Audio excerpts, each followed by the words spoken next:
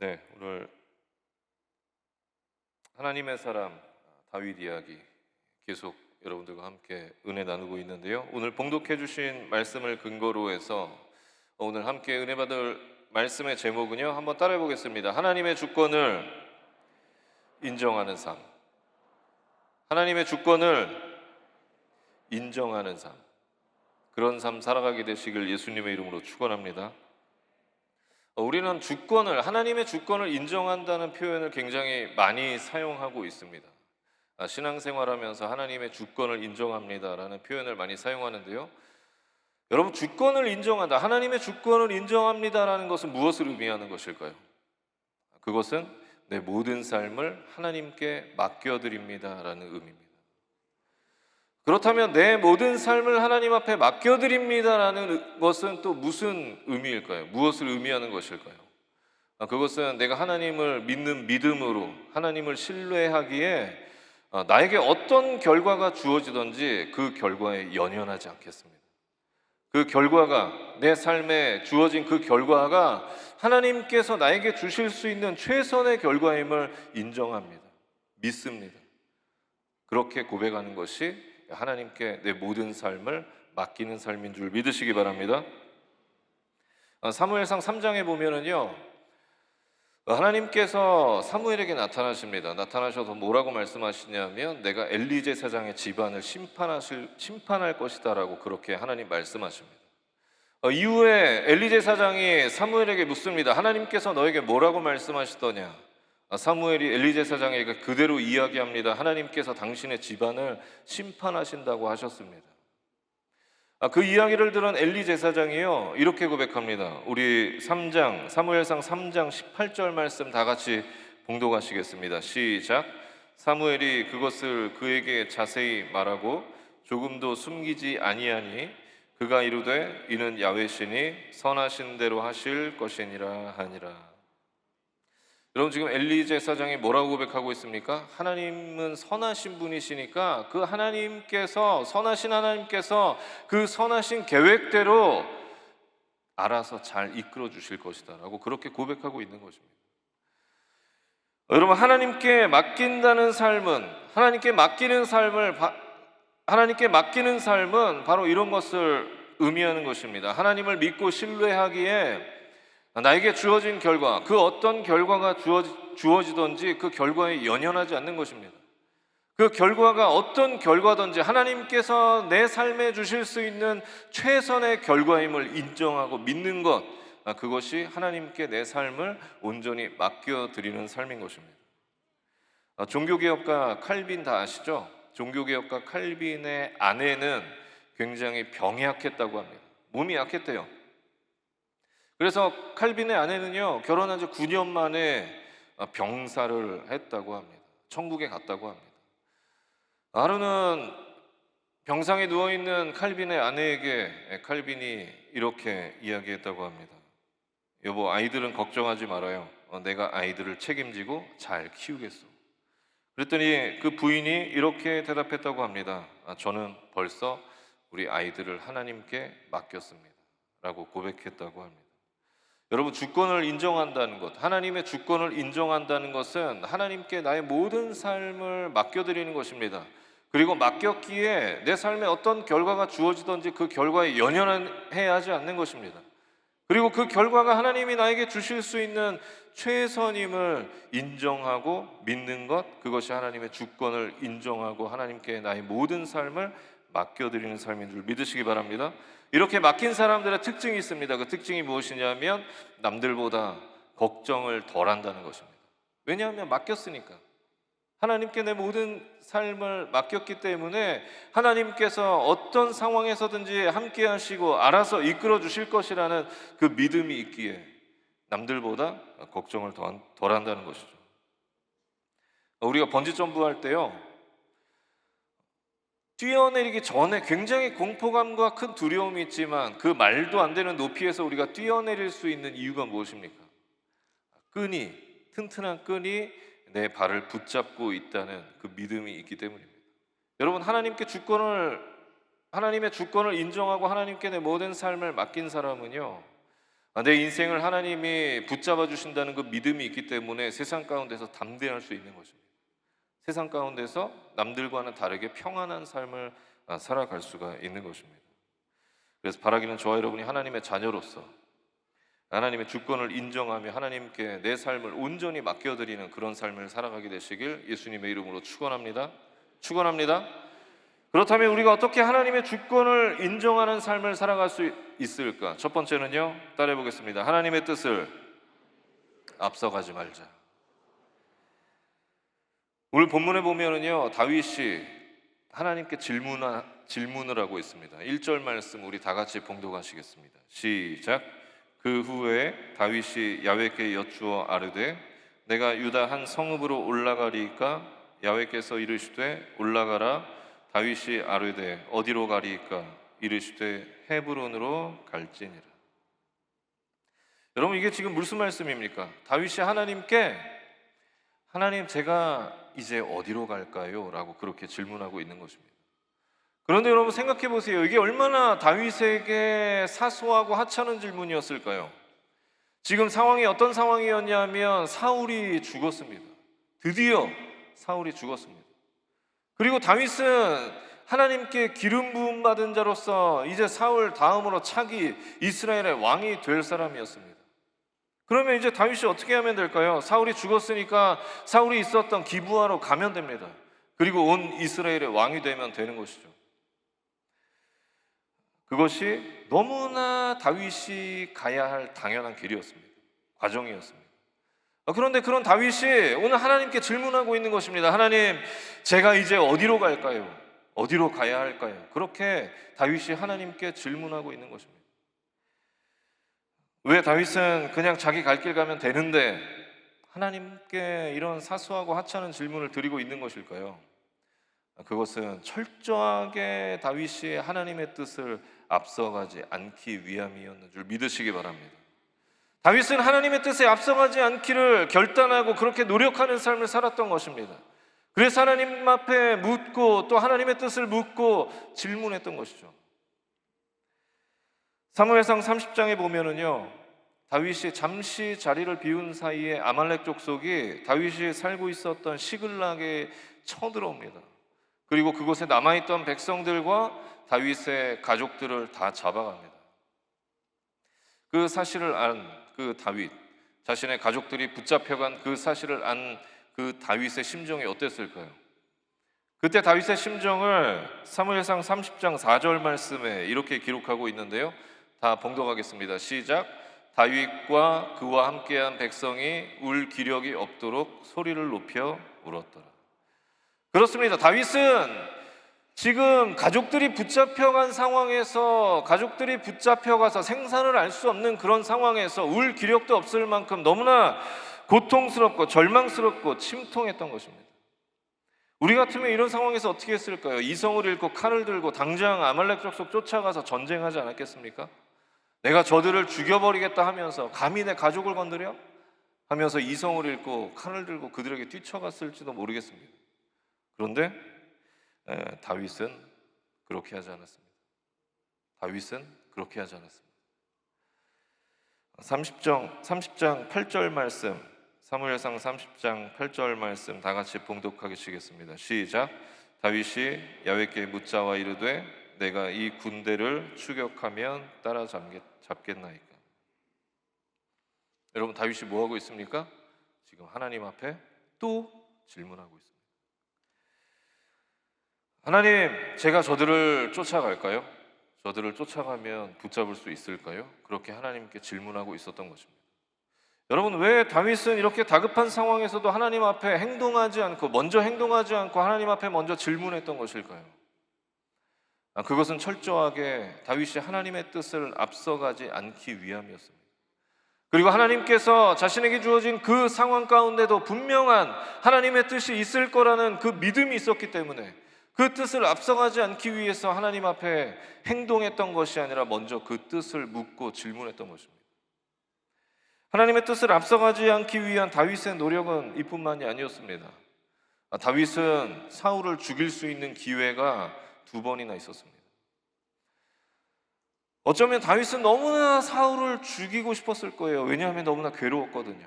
너무나 힘들었거든요. 사울 때문에. 사울을 너무나 죽이고 싶었을 것입니다.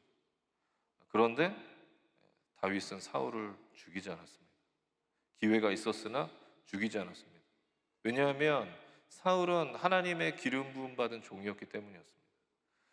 그리고 사울에게, 자신을 죽이려는 그 사울에게도 하나님의 분명한 뜻이 있을 것이라는 그 믿음이 있었기 때문에 그 하나님의 뜻, 사울을 향한 그 하나님의 뜻을 자기가 앞서가지 않기 위해서 사울을 죽이지 못했던 것입니다. 사울을 죽이지 않았던 것이죠. 지금 여러분은 하나님의 뜻 앞에 있습니까? 뒤에 있습니까? 여러분은 하나님의 뜻을 깨닫기 위해서 늘 하나님께 묻고 계십니까? 아니면 내 마음대로 그냥 살아가고 계십니까? 바라기는 저와 여러분이 하나님의 주권을 인정하고 늘 하나님의 뜻을 묻고 하나님의 뜻 가운데 살아가는 저와 여러분의 삶이 되시길 예수님의 이름으로 축원합니다. 축원합니다. 두 번째로 우리가 어떻게 하나님의 주권을 인정하는 삶을 살아갈 수 있을까요? 두 번째는요, 따라해 보겠습니다. 가야만 하는 길을 가라. 가야만 하는 길을 가라. 우리 1절 말씀 다시 한번 봉독하시겠습니다. 1절 말씀입니다. 시작. 그 후에 다윗이 야훼께 여쭈어 아뢰되 내가 유다 한 성읍으로 올라가리이까? 야훼께서 이르시되 올라가라. 다윗이 이르되 어디로 가리이까? 이르시되 헤브론으로 갈지니라. 말씀해 보니까 다윗이 하나님께 제가 어디로 갈까요? 하나님 질문했더니 하나님께서 뭐라고 말씀하시냐면 너는 헤브론으로 가라. 이스라엘의 남쪽 헤브론으로 가라라고 그렇게 말씀하십니다. 그런데 여러분, 하나님의 이 말씀은요, 다윗에게 굉장히 큰 중요한 도전을 주고 있는 말씀입니다. 왜냐하면 하나님의 이 말씀은 다윗을 향해서 너는 사울과는 다른 길을 가야 되라고 말씀하고 있는 것이기 때문이죠. 너는 너가 가고 싶은 길이 아니라 너가 가야만 하는 길, 그 길을 가야 한다라고 말씀하고 계시는 것입니다. 사울과는 다른 길을 가야 돼라고 그렇게 말씀하고 계신 것입니다. 여러분, 우리의 인생에는 가고 싶은 길과 가야만 하는 길이 있습니다. 가고 싶은 길과 가야만 하는 길이 일치할 때가 제일 좋겠죠. 그러나 우리가 가고 싶은 길과 가야만 하는 길은요, 일치하지 않을 때가 더 많습니다. 그렇다면 가고 싶은 길과 가야만 하는 길은 어떻게 다를까요? 내가 가고 싶은 길은 나의 기쁨과 즐거움을 쫓는 길입니다. 그러나 내가 가야만 하는 길에는 그 기쁨과 즐거움이 없을 수도 있습니다. 그러나 그 길은 내가 반드시 가야만 하는 길입니다. 그 길은 반드시 견디며 가야 하는 길, 그 길이 우리가 가야만 하는 길인 줄 믿으시기 바랍니다. 오늘 본문에 나온 다윗은 어떤 길을 가고 싶었을까요? 아까 말씀드렸던 것처럼 사울이 죽었습니다. 사울이 죽고 난 뒤에 다윗은 어느 길로 가고 싶었을까요? 사울이 가고 싶었던 길은 어떤 길이었을까요? 다윗이 가고 싶었던 길은 어떤 길이었을까요? 당연히 다윗도 인간이기 때문에 사울의 뒤를 이어서 온 이스라엘을 다스리는 왕이 되고 싶었을 것입니다. 온 이스라엘을 다스리고 싶었을 것입니다. 그것이 다윗이 가고 싶었던 길이었을 거예요. 그런데 그런 다윗을 향해서 하나님께서 너는 사울과는 다른 길을 가라라고 말씀하시면서 사울이 있었던 기브아가 아니라 너 다윗은 헤브론으로 가라고, 그렇게 뜬금없는 헤브론으로 가라고 하나님 말씀하시는 거예요. 얼마나 당황스러웠을까요, 다윗이. 그런데 다윗을 당황케 했던 것은 그뿐 아니었습니다. 하나님의 말씀을 쫓아서 다윗이 헤브론으로 갔는데 헤브론에 갔더니 이스라엘의 12지파 중에 단 한 지파만이, 유다 지파만이 다윗을 왕으로 추대한 거예요. 왕으로 세운 거예요. 얼마나 당황했을까요? 이 길이 아닌데? 내가 가고 싶은 길은 이 길이 아닌데? 유다 지파만의 왕, 이 길이 아닌데? 그러면서 당황했을 거예요. 그런데 그 이후에 다윗을 더 당황하게 만들고 또 당황을 넘어서서 하나님 앞에 배신감까지 느낄 만한 일이 벌어지는데요, 하나님께서 다윗을 헤브론에서 유다 지파만의 왕으로 세우셨는데 사울의 아들이었던 이스보셋은 온 이스라엘의 왕으로 세우시는 거예요. 그때 상황을 오늘 본문 8절, 9절 말씀에 이렇게 기록하고 있습니다. 우리 다 같이 봉독하시겠습니다. 시작. 사울의 군사령관 네레 아들 아브넬이 이미 사울의 아들 이스보셋을 데리고 마하나임으로 건너가 길르앗과 아술과 이스라엘과 에브라임과 베냐민과 온 이스라엘의 왕으로 삼았더라. 이때 다윗의 심정이 어땠을까요? 당황을 넘어서서 하나님 앞에 배신감까지 들지 않았을까요? 분명히 하나님께서는 사울 왕 다음으로 다윗에게 기름 부으셨습니다. 그리고 다윗은 어쩌면 하나님의 그 기름 부으심이 있었기 때문에 사울의 죽음의 위협으로부터 견디고 버텨냈는지도 모르겠습니다. 하루하루를 사울 다음은 내가 왕이니까, 사울 다음은 내가 왕이 될 것이니까 그렇게 하루하루를 버티면서 그렇게 견뎌냈는지도 모르겠습니다. 그런데 사울이 죽었는데 하나님께서 자신은 유다지파의 왕으로 세우시더니, 유다지파만의 왕으로 세우시더니 온 이스라엘을 위한 또 다른 왕을 세우시는 거예요.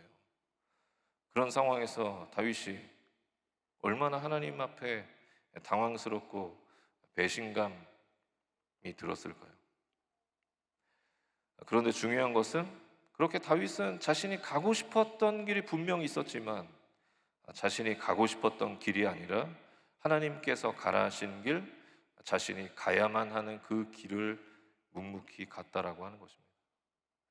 하나님께서 다윗을 향해서 너는 사울과는 다른 길 헤브론으로 가라고 말씀하셨을 때 그 다음 다윗의 모습을 성경 오늘 본문 우리가 읽은 2절 말씀에는 이렇게 기록하고 있습니다. 우리 다 같이 봉독하시겠습니다. 시작. 다윗이 그의 두 아내 이스라엘 여인 아히노암과 갈멜 사람 나발의 아내였던 아비가일을 데리고 그리로 올라갈 때에, 그렇습니다. 다윗은 자신이 가고 싶은 길이 아니라 하나님께서 가라 하신 그 길을 아무 말 하지 않고 하나님 말씀에 순종하여서 자신이 가야만 하는 그 길을 묵묵히 갔습니다. 그렇게 다윗은 자신이 가고 싶은 길이 아니라 자신이 가야만 하는 길, 그 헤브론으로 가서요, 그곳에서 무려 7년 6개월이라고 하는 아주 긴 시간을 그곳에 있었습니다. 그러나 다윗이 헤브론에 있었던 이해되지 않았던 그 7년 6개월의 시간은 절망의 시간이 아니었습니다. 무의미한 시간이 아니었습니다. 왜냐하면 하나님께서는 그 7년 6개월이라고 하는 그 시간을 통해서 다윗을 이스라엘의 온전한 왕으로 만들어 가셨기 때문입니다.